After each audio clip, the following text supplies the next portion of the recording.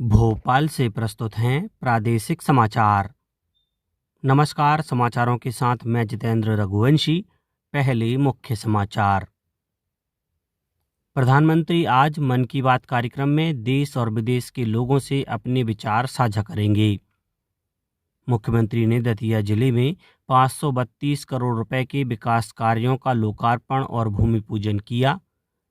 राज्य निर्वाचन आयोग ने पूरे प्रदेश में मतदाता सूची का अंतिम प्रकाशन किया और मौसम विभाग ने प्रदेश में अगले 4 दिन तक आंधी और बारिश की संभावना जताई। अब समाचार विस्तार से। प्रधानमंत्री नरेंद्र मोदी आज सुबह 11 बजे आकाशवाणी के मन की बात कार्यक्रम में देश और विदेश के लोगों से अपने विचार साझा करेंगे। यह मासिक रेडियो कार्यक्रम का 131वां संस्करण होगा। कार्यक्रम का प्रसारण आकाशवाणी और दूरदर्शन के समूचे नेटवर्क, आकाशवाणी समाचार वेबसाइट और news on AIR mobile app पर किया जाएगा। इसका सीधा प्रसारण AIR न्यूज़, DD न्यूज़, प्रधानमंत्री कार्यालय तथा सूचना और प्रसारण मंत्रालय के YouTube चैनलों पर भी होगा। आकाशवाणी हिंदी प्रसारण के तुरंत बाद क्षेत्रीय भाषाओं में भी कार्यक्रम का प्रसारण करेगा। मुख्यमंत्री डॉक्टर मोहन यादव ने दतिया जिले की तहसील सेवड़ा में आयोजित कार्यक्रम में 532 करोड़ रुपए के विकास कार्यों का लोकार्पण और भूमि पूजन किया। इनमें 299 करोड़ 32 लाख रुपए की लागत से पूरे हुए 53 विकास कार्यों का लोकार्पण और 233 करोड़ 24 लाख रुपए की लागत के 21 कार्यों का भूमि पूजन एवं शिलान्यास शामिल है। इस मौके पर मुख्यमंत्री डॉक्टर यादव ने कहा कि मध्य प्रदेश सरकार प्रदेश के प्रत्येक वर्ग के सर्वांगीण कल्याण हेतु प्रतिबद्धता के साथ कार्य कर रही है। उन्होंने कहा कि किसान सम्मान निधि और मुख्यमंत्री संबल योजना जैसी जन कल्याणकारी योजनाएं पात्र हितग्राहियों को उन्होंने कहा कि किसान सम्मान निधि और मुख्यमंत्री संबल योजना जैसी कल्याणकारी योजनाएं पात्र हितग्राहियों को आर्थिक संबल प्रदान कर उन्हें सशक्त बनाने का कार्य कर रही हैं। इस अवसर पर मुख्यमंत्री ने विभिन्न शासकीय योजनाओं में हितग्राहियों को हित लाभ भी वितरित किए। प्रधानमंत्री नरेंद्र मोदी ने नई दिल्ली के हैदराबाद हाउस में ब्राजील के राष्ट्रपति लुइज इनासियो लूला दा सिल्वा के साथ विस्तृत वार्ता की। इस दौरान महत्वपूर्ण खनिजों, डिजिटल सहयोग, पारंपरिक ज्ञान के साझाकरण, स्वास्थ्य, MSME, उद्यमिता, जनसंचार सहित कुल 10 समझौतों का आदान प्रदान किया गया। दोनों नेताओं ने अगले 5 वर्षों में द्विपक्षीय व्यापार को $20 अरब से अधिक तक बढ़ाने की प्रतिबद्धता जताई। इंडिया AI इम्पैक्ट समिट 2026 में AI इम्पैक्ट पर नई दिल्ली घोषणा पत्र स्वीकार किया गया है। आर्टिफिशियल इंटेलिजेंस पर वैश्विक सहयोग में यह एक महत्वपूर्ण उपलब्धि है। कुल 88 देशों और अंतर्राष्ट्रीय संगठनों ने इसका समर्थन किया है। यह घोषणा पत्र आर्थिक विकास और सामाजिक कल्याण के लिए AI का लाभ उठाने पर व्यापक वैश्विक सहमति को दर्शाता है।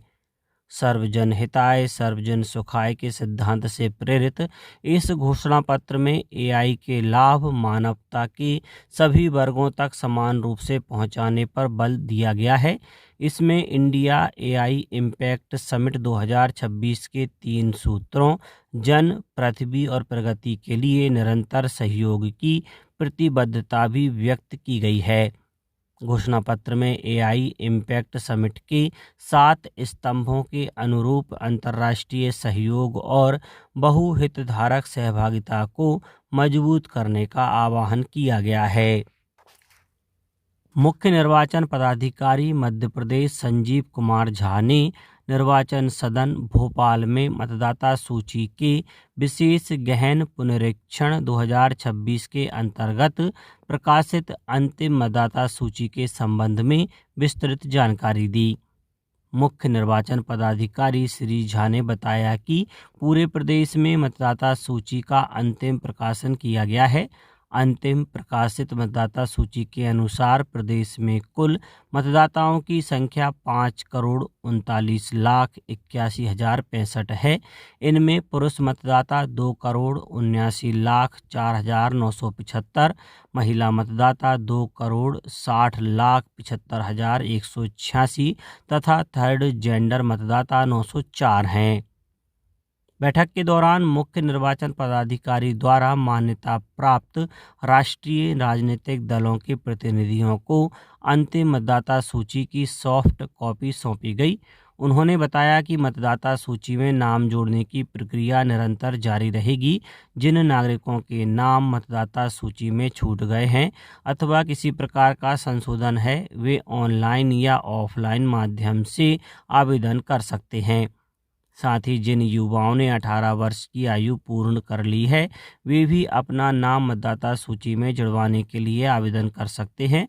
श्री झा ने बताया कि अंतिम मतदाता सूची मुख्य निर्वाचन पदाधिकारी मध्य प्रदेश की आधिकारिक वेबसाइट पर भी देखी जा सकती है।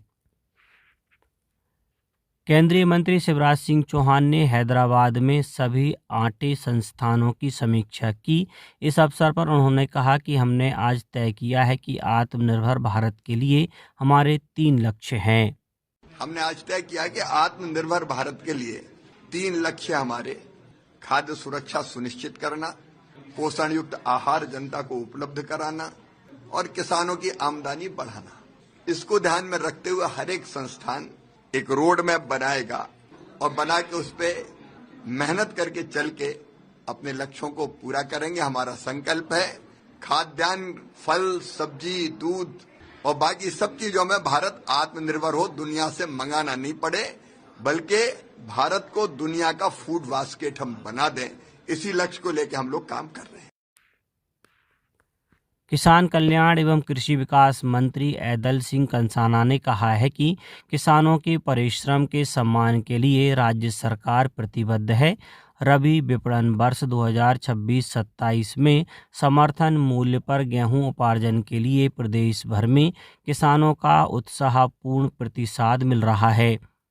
अब तक 1,81,000 से अधिक किसानों ने पंजीयन कराकर सरकार की किसान हितैषी नीतियों पर विश्वास जताया है। उन्होंने विश्वास व्यक्त किया कि मुख्यमंत्री डॉक्टर मोहन यादव के नेतृत्व में प्रस्तुत यह बजट किसानों की समृद्धि, उत्पादन क्षमता में वृद्धि और ग्रामीण विकास को नई ऊंचाइयों पर ले जाएगा। यह बजट समृद्ध किसान विकसित मध्य प्रदेश के संकल्प को साकार करेगा। उप मुख्यमंत्री राजेंद्र शुक्ल ने कहा है कि सुपर स्पेशलिटी अस्पताल रीवा से मरीजों को अन्यत्र रेफर न किए जाने के प्रयास हों। तृतीयक स्तर की उन्नत चिकित्सा सेवाएं यहीं उपलब्ध हों। यह प्रयास हो कि बाहर के मरीज भी यहां इलाज के लिए आएं। रीवा सुपर स्पेशलिटी अस्पताल में डीएम कार्डियोलॉजी के लिए 4 सीटों की स्वीकृति हो गई है। अब यहां डीएम की भी पढ़ाई होगी। सुपर स्पेशलिटी अस्पताल में आयोजित बैठक में उप मुख्यमंत्री श्री शुक्ल ने चिकित्सा सेवाओं एवं व्यवस्थाओं की बृहद समीक्षा की। अब बात मौसम की। प्रदेश में बीते 24 घंटों के दौरान भोपाल, रतलाम, मंदसौर, शाजापुर, धार, इंदौर, रायसेन, उज्जैन, सागर और छतरपुर समेत 20 से ज़्यादा जिलों में बारिश हुई। मौसम विभाग के अनुसार प्रदेश में अगले 4 दिन तक आंधी और बारिश का दौर जारी रहने की संभावना है। अब कुछ समाचार संक्षेप में। राष्ट्रीय आयुष मिशन अंतर्गत धार जिले के मनावर में वरिष्ठ जनों के लिए हॉलिस्टिक वेल बीइंग शिविर का आयोजन किया गया।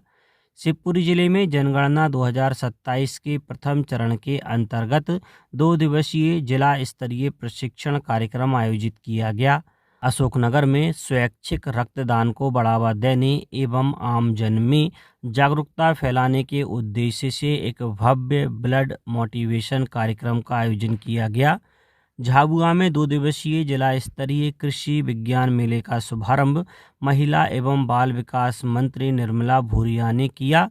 मेले में किसानों को जैविक और प्राकृतिक खेती, आधुनिक कृषि तकनीक की जानकारी दी जा रही है। आगरमालवा जिले के सुयत कला स्थित शासकीय महाविद्यालय में पौधारोपण तकनीक एवं नर्सरी विकास पर आयोजित एक दिवसीय कार्यशाला में कायिक प्रवर्धन के माध्यम से उन्नत किस्म के पौधों के उत्पादन की जानकारी दी गई। पन्ना में आयोजित गिद्ध गणना 2026 के प्रथम दिवस पर कुल 942 गिद्ध दर्ज किए गए, जो हाल के वर्षों में सर्वाधिक संख्या है। इससे पूर्व वर्ष 2025 में 762 तथा 2024 में 648 गिद्ध दर्ज हुए थे। और भिंड जिले में राष्ट्रीय राजमार्ग 719 पर कल तड़के हुई सड़क दुर्घटना में 5 लोगों की मौत हो गई और 6 अन्य गंभीर रूप से घायल हो गए। अंत में मुख्य समाचार एक बार फिर। प्रधानमंत्री आज मन की बात कार्यक्रम में देश और विदेश के लोगों से अपने विचार साझा करेंगे। मुख्यमंत्री ने दतिया जिले में 532 करोड़ रुपए के विकास कार्यों का लोकार्पण और भूमि पूजन किया। राज्य निर्वाचन आयोग ने पूरे प्रदेश में मतदाता सूची का अंतिम प्रकाशन किया। और मौसम विभाग ने प्रदेश में अगले 4 दिन तक आंधी और बारिश की संभावना जताई। आज के इस बुलेटिन में बस इतना ही। नमस्कार।